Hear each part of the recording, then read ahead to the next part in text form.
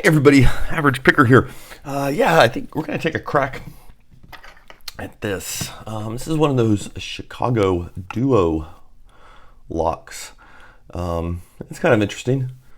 You know what? Let me flip the camera around. Take a look at it a little bit better. All right, something like that. A lot of you've probably seen these before. So the key is only one directional, and we've got pins on the bottom and pins on the top. We do have a little bit of warding that kind of starts deep inside. You can see the little nub of it right about there. I've not picked this lock yet. I've not spent a whole lot of time with this lock really either. I kind of messed with it for a moment. I've also not looked up anything about this lock. That's kind of the way I like to do these when I first get them. I'm sure there's a lot of people having picked these out there. I am guessing, so anything I say, take it with a grain of salt, because it could probably, most likely it's an accurate, maybe hard to see down here. These aren't really pins proper. Seem to be more like those kind of little U-shapey things that you get in cam locks and stuff, or little cabinet locks. And let's see, is that really, or am I getting a reflection?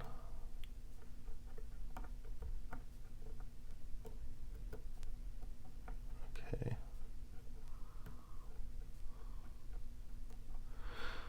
Yeah, what I was trying to see is if did moving one on the bottom actually move one on the top, but I think I was just seeing a little bit of shadow fall there. That'd be interesting if they were connected all the way around though, right? If you pushed one up, it would move the other up. I don't think you can really overset these if it works the way I think it works. I don't think it's got any kind of like false gate in there.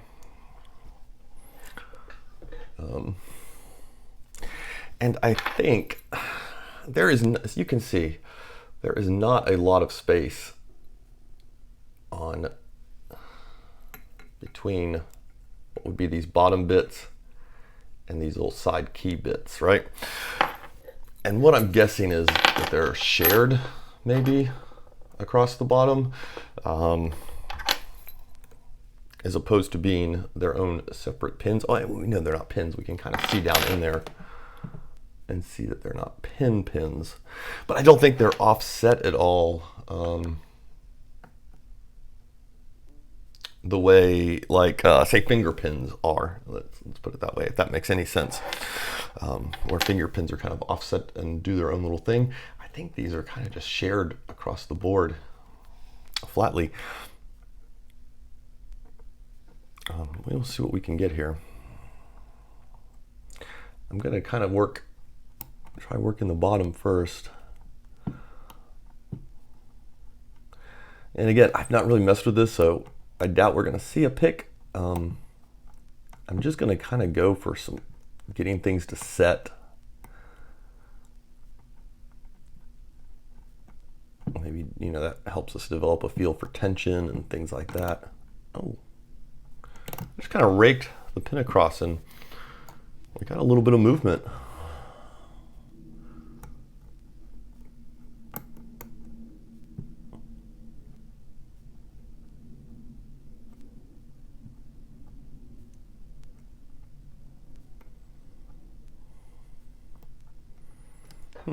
Okay.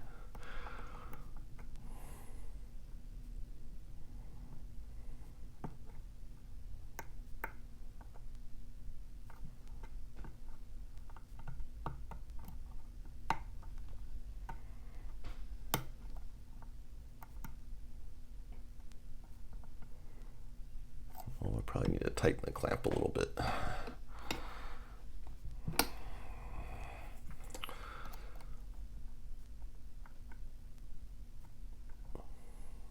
That a pin? Is that a pin? Probably one of the more frequently asked questions by new pickers, right?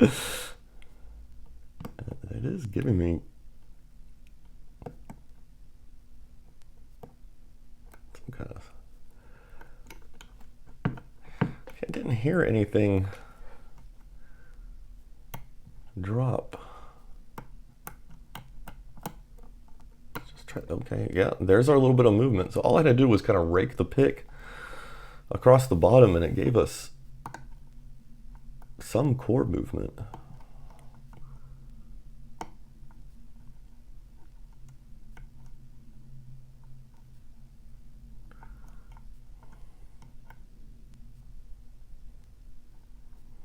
I need to do an inventory, man. I am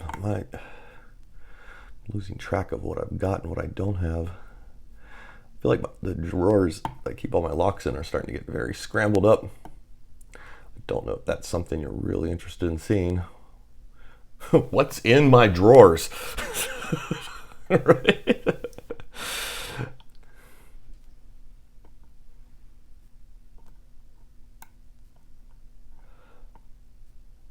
That would be a good title. That first one is really hiding behind the tensioner.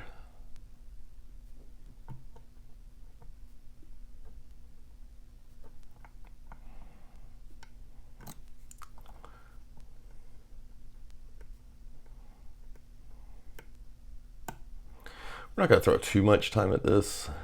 I'm not expecting an open.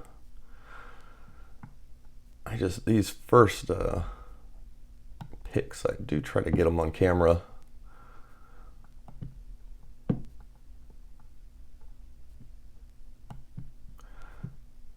I think it makes things, keeps things a little interesting.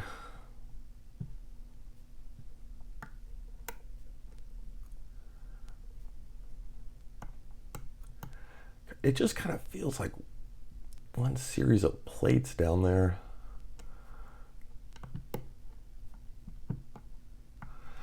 I can tell you too, it feels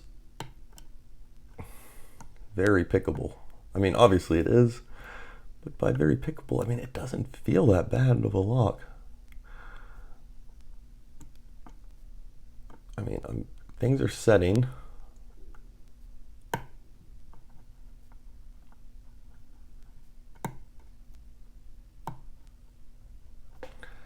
It does not seem to be too sensitive to tension.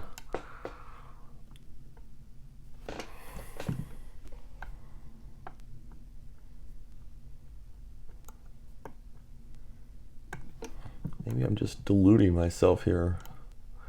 I mean, it kind of feels like we're not going to get an open probably on this video with just looking at the time. But it feels like, yeah, if you just spent 30 minutes with this lock,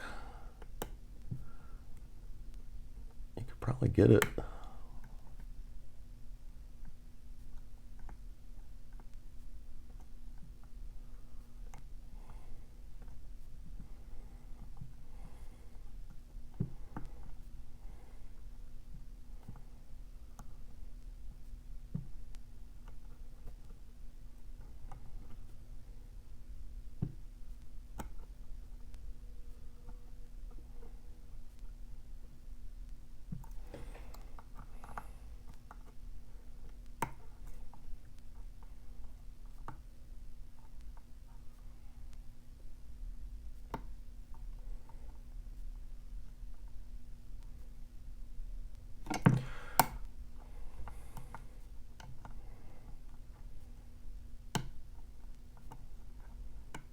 It does feel like I'm having to go back and repick things that I thought I had picked.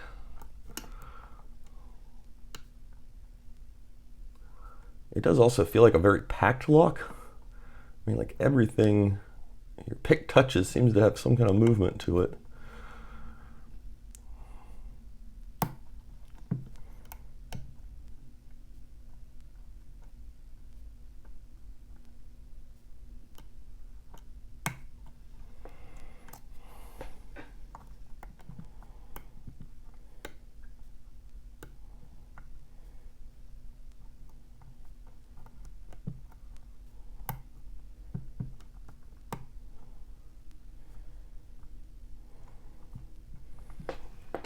Let me see. Try to lean in here and hear what it does. I didn't really hear much move, but there's not a lot of movement, because usually you can hear the pins drop when you release a tension, and I didn't really hear anything, but there's not a lot of movement on them. So it could be there's just not a lot to hear.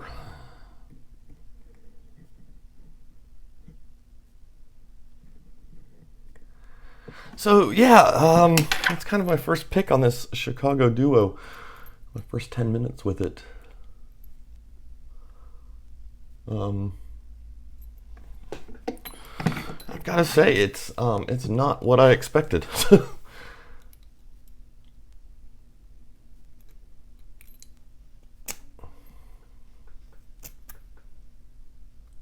So it feels very doable.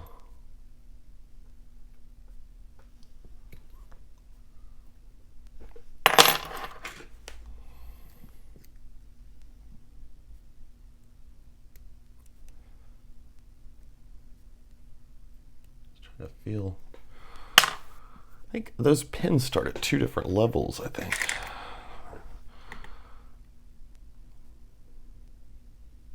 Yeah, you can see how the wrench kind of wants to rock that way. If I push it in all the way up against the first set of pins, kind of sits at an angle there. So those top ones are a little more inset than the bottom ones. Yeah, so there we go. Anticlimactic, no open. But I will say, if you've thought of putting off on these because you don't think maybe you're good enough, it feels really doable. Really doable. So I would not be too intimidated by it. What we got going on there? Wow. Wow. It's just one big hole.